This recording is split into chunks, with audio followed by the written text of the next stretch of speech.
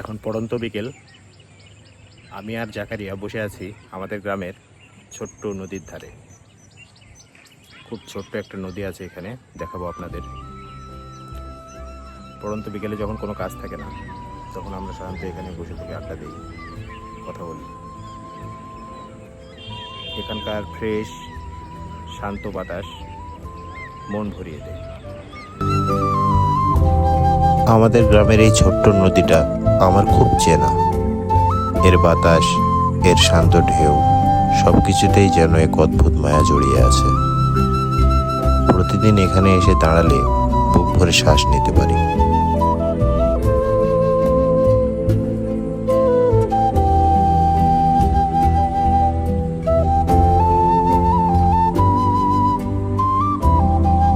যাবো আর আধা ঘন্টা পর যাবো। বাসে আধা ঘন্টা পরে যাবে তুমি? এই নদীর পাড়ে বসে থাকতে তোমার কেমন লাগে জাকারিয়া? ভালো লাগে। ভালো লাগে? কেন ভালো লাগে? ঠান্ডা পাচ্ছি, শান্তি পাচ্ছি, আর কি? অনেক কিছু দেখতেছি, যাচ্ছে আসছে, সব দেখতেছি, তাই ভালো লাগে? ভালো লাগে।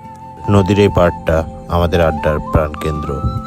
দিনের ক্লান্তি শেষে যখন আমরা এখানে বসি, সময় যেন থমকে দাঁড়ায়।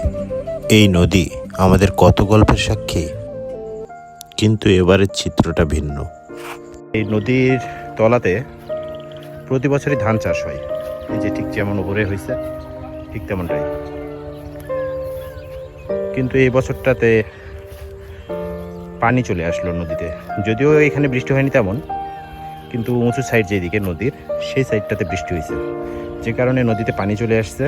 এই আসার ফলে এই নদীতে যে তলাতে যে ধান লাগানো হয়, এই ধানগুলা আর কোনো কাজে লাগবে না, মানে নষ্ট হয়ে গেছে বলা যায়।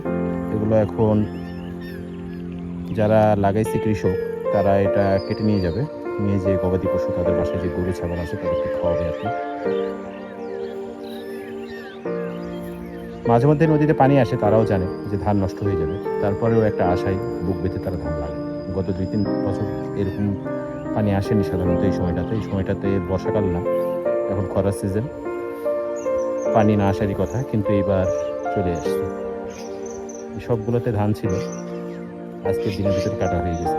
সবাই নিয়ে যে এগুলা তাদের বাসার গৃহপালিত যে পশুগুলো আছে তাদেরকে খাওয়াবে।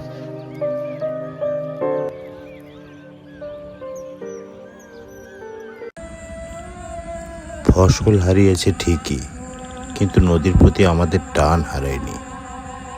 আড্ডা দিতে দিতে সন্ধ্যা পেরিয়ে অন্ধকার নেমে আসে, তবুও উঠতে ইচ্ছে করে না। এই ছোট্ট নদী যেমন কেড়ে নেই, তেমনি প্রশান্তিও দেয়।